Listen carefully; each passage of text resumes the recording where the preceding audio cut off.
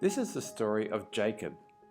God promised Abraham that he would be the father of a great family. But Abraham and Sarah had only one son, Isaac. Isaac married Rebekah, and for a long time they had no children, until, with God's help, they had two boys, Esau and Jacob. Esau and Jacob were twins, but they were not like each other. Esau was big, Jacob was small. Esau had red hair, and Jacob had dark hair. Esau was hairy, and Jacob had smooth skin.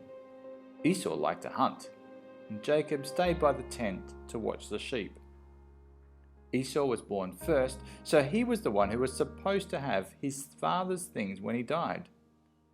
Isaac loved Esau best, but Rebekah loved Jacob best. Jacob thought it was not fair that Esau was treated special because he was the oldest. They had been born on the same day. Once, when Esau came home from hunting, he was very hungry. Jacob had made some soup. Esau asked his brother for some. "I'll give it to you," said Jacob, "if you will agree that I can have father's things when he dies." Esau didn't even think about it. "What use are father's things when I'm so hungry?" He took the soup. Now there was an agreement between the brothers that Jacob would be like the oldest son. Isaac was old. He couldn't see. He asked Esau to go hunting and make the stew he liked best. Then Isaac would bless him. Rebekah overheard this. She thought Jacob should get the blessing. So she and Jacob made Isaac special stew from a lamb instead of a wild animal. They put animal skins on Jacob's arms so he would seem hairy and dressed him up like Esau. Jacob went to his father with the stew.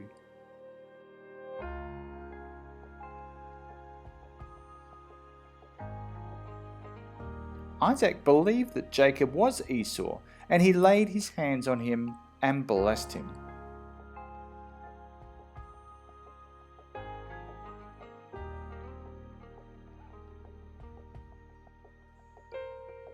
When Esau returned with stew for his father, he discovered that Isaac had been tricked into giving away the blessing that should have been his.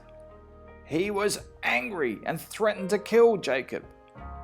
Rebekah asked Isaac to send Jacob away to her family to find a wife. Isaac agreed.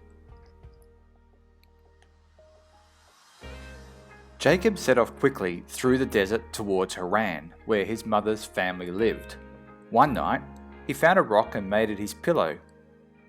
While he slept, he dreamt of a great ladder stretching all the way into heaven. There were angels climbing up and down the ladder, and God seemed to be above and around and beside the place. A voice said, "I am the God of Abraham and Isaac. I will give you this land on which you lie to you and to your descendants. Through them all the world will be blessed. I am with you, and I will bring you back to this land." When Jacob awoke, he knew he had heard God in his dream. He poured oil on the stone so that he would always remember what God had said, and named the place Bethel, the house of God. Jacob travelled on and came to a well where the shepherds watered their flocks. There was a beautiful young woman there with her father's sheep. Jacob went over and rolled the stone away from the mouth of the well and watered the sheep.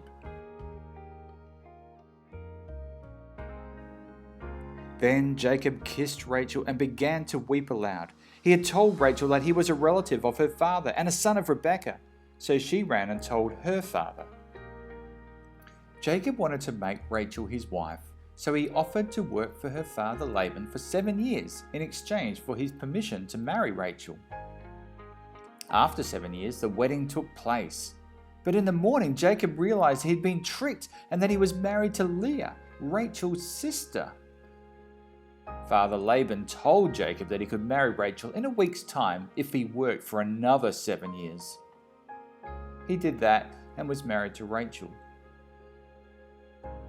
Jacob worked for his uncle for a total of 21 years. During that time, God blessed Jacob and his work, and Laban's flocks grew in number. Then God came close to Jacob and told him it was time to return home. Jacob packed up all that he had and began the journey home with his family. Jacob was afraid to meet his brother again. Esau had threatened to kill him and was coming to meet him with 400 men. Jacob prayed to God and sent presents to Esau. That night he went apart from his family to pray. A strange thing happened. Someone struggled with him all night. The stranger touched Jacob's thigh and his hip came out of joint. But Jacob held on until morning. The stranger said, "Let me go!"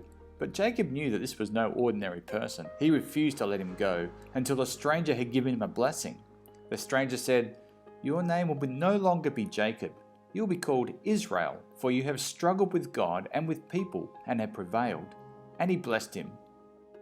So Jacob called the place Peniel, which means the face of God, because he knew he had been struggling with God.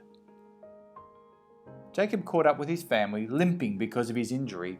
Then he went out to front of them to meet Esau. He bowed down to the ground as Esau came near. Then his brother ran to him and put his arms around him. Finally, old Isaac died, and his sons Esau and Jacob buried him. Jacob, or Israel as he was now called, had 12 sons. The sons of Leah were Reuben, Simeon, Levi, Judah, Issachar, and Zebulun. The sons of Rachel were Joseph and Benjamin. The sons of Rachel's maidservant Bilhah were Dan and Naphtali. The sons of Leah's maidservant Zilpah were Gad and Asher. These were the sons of Jacob who were born to him in Paddan Aram. When Jacob died, he was buried in the same cave as Abraham and his wife Sarah, Isaac and his wife Rebekah, and with his own wife Leah.